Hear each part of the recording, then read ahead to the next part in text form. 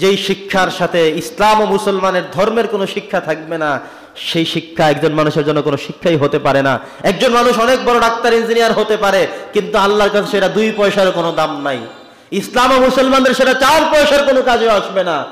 আর যদি আপনার শিক্ষার মধ্যে অন্তত আল্লাহর সাথে পরিচয় ঘটাইয়া দেয়, তাহলে সেই শিক্ষা হলো সর্বশ্রেষ্ঠ শিক্ষা। বলে আলহামদুলিল্লাহ, জোরে বলেন না আলহামদুলিল্লাহ।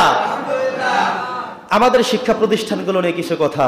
আমাদের শিক্ষা প্রতিষ্ঠানের আপনি সন্তান দিতে লক্ষ্য করবেন যে আপনার সন্তানের জন্য আসল শিক্ষাটা কি, সেই শিক্ষাটা আছে কিনা।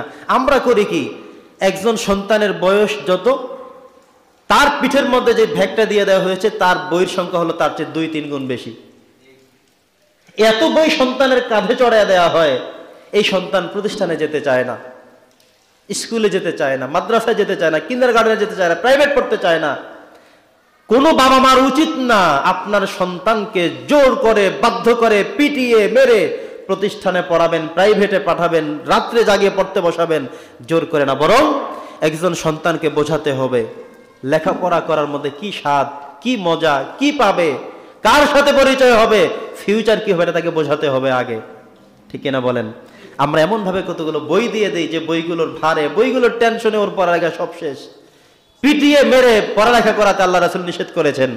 অতএব সরকারও নিষেধ করেছে এটা, যে কোনো সন্তানদেরকে, কোনো শিক্ষার্থীকে পিটিয়ে মেরে পড়ানো যাবে না, আইন দণ্ডনীয়, আইনানুগভাবে দণ্ডনীয় অপরাধ।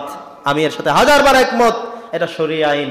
আল্লাহ রাসূলও কখনো পিটিয়ে মেরে পড়াইতে নির্দেশ কখনো দেন নাই, বলেন নাই, করেন নাই। অতএব এই জায়গায় আমরা একমত, আলহামদুলিল্লাহ।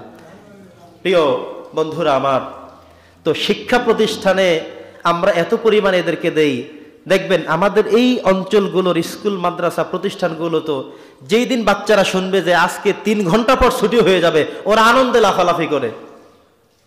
যদি শুনে যে আগামী 1 সপ্তাহ বন্ধ আসছে, ওরা সেই বন্ধের কথা শুনে খুব আনন্দে বাগবাগ, তারা কবিতা গায়, ছুটির কবিতা গায়, আনন্দে চিত্তে তাড়াতাড়ি বের হয়ে যায়। ঠিক কিনা বলেন? অথচ ইউরোপ কান্ট্রিগুলোতে যেই দিন বন্ধের সিদ্ধান্ত হয় সেই দিন সবাই কান্নাকাটি করে। কেন? যে আজকে থেকে 1 সপ্তাহ পর্যন্ত আমাদের কেউ কারোর সাথে সাক্ষাৎ হবে না, কেউ কাউকে দেখতে পারবো না। তার মানে হলো এত এনজয়, এত মজা তারা শিক্ষা প্রতিষ্ঠানে পায়। আর আমরা পিটিয়ে মেরে, যাবে না কেন, যেতে হবে। মাঝে মাঝে 2-1টা ভিডিও দেখি, সন্তান যাবে না, বাবা বলে তুই যাবি, তোর বাবাও যাবে। ঠিক আছে, তুমি তো যাইবা, তোমার বাপেও যাইব। এই পিটায় মেরে তারপরে সন্তানদেরকে পড়ায় না। আপনি তাকে আগে বোঝান। আপনি, কিছু মানুষ এমন আছে জোর করে পিটিয়ে মেরে হাফিজিত পড়াতে হবে, হাফেজ তাকে বানাতেই হবে। আপনি যখন দেখলেন আপনার সন্তানটা একবার পালায়া চলে আসছে, আবারও পালায়া চলে আসছে, তার ব্রেনে কুলায় না, তার মাথায় ধরে না, সে পড়া মুখস্থ রাখতে পারে না, কোরআনের এই মাজিদের যেই আপনাকে বলা হয় না জোর করে পিটিয়ে মেরে হাফেজ বানাতে, এটা শরীয়ত নির্দেশ দেয় নাই। কথা বুঝতে পেরেছেন? শরীয়তের নির্দেশ হলো খায়রুকুম মান তাআল্লামাল কোরআনা ওয়া আল্লামা, কোরআন শিখাবেন।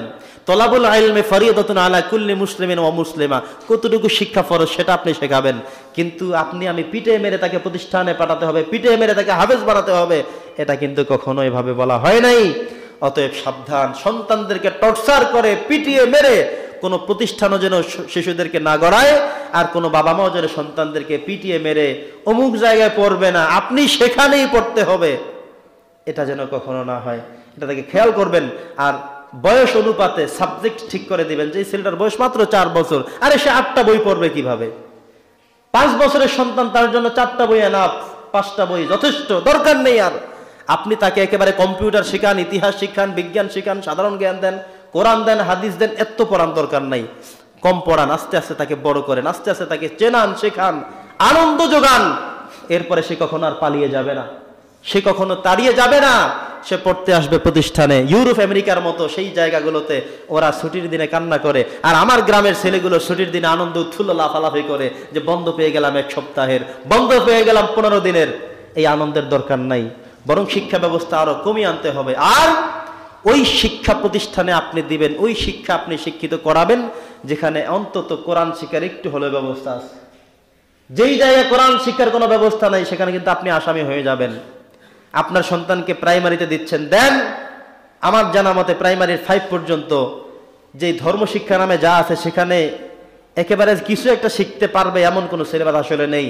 আমি এখানে, আমাদের কথা তো সরকারের কানে যাবে না, তারপরেও বলে রাখি, সরকারের কাছে আমাদের আহ্বান থাকবে, প্রাইমারি স্কুলগুলোতে যেন অন্তত নুরানি কোনো শিক্ষা, আরবির কোনো একটা সাবজেক্ট, আরবি শিক্ষার কোনো একটা বিষয় যেন সেখানে প্রবেশ করাইয়া দেয়া হয়। ঠিক কিনা বলেন? তাহলে প্রাইমারির আর কোনো প্রশ্ন আমাদের থাকবে না। প্রাইমারি শিক্ষা ব্যবস্থাপনা সবচেয়ে ভালো ব্যবস্থাপনা, তারা পড়াই করে, কিন্তু সেখানে কোরআনের কোনো ব্যবস্থা না থাকাতে, আলিফবাতা পড়ার না থাকার কারণে আমরা সেটাকে আসলে সাপোর্ট করতে পারতেছি না পুরোপুরিভাবে। যদি কেউ প্রাইমারিতে পড়াইয়া থাকেন, আপনি আরেকটা কাজ করতে হবে, সন্তানকে প্রাইভেট পড়াইয়া হলেও, মুক্তবে দিয়ে হলেও কোরআন শেখার ব্যবস্থাটা রাখবেন, নইলে আপনি কিন্তু আসামের কাঠগড়ায় দাঁড়িয়ে যাবেন। বর্তমানে অনেক প্রতিষ্ঠান তো এখানে আছে, এই যে তানজিমুল উম্মাহ মিল্লাত মাদ্রাসা, কত চমৎকার প্রতিষ্ঠান। এখানে আরো অনেক প্রতিষ্ঠান আশপাশে আছে যেগুলোতে কোরআন শেখায়, ধর্ম শেখায়। সে প্রতিষ্ঠানগুলোতে বাচ্চাদের কোনো আপত্তি করা যাবে না, ব্যাস সেখানে দিয়ে দিবেন। এই সমস্ত প্রতিষ্ঠানে তারা ইসলাম শিখবে, আল্লাহর সাথে পরিচয় ঘটাবে, আপনি মুক্তি পেয়ে যাবেন পরকালে। আপনি যদি তাদেরকে এই সমস্ত প্রতিষ্ঠানে না দেন, না পড়ান, কোরআন না শেখান,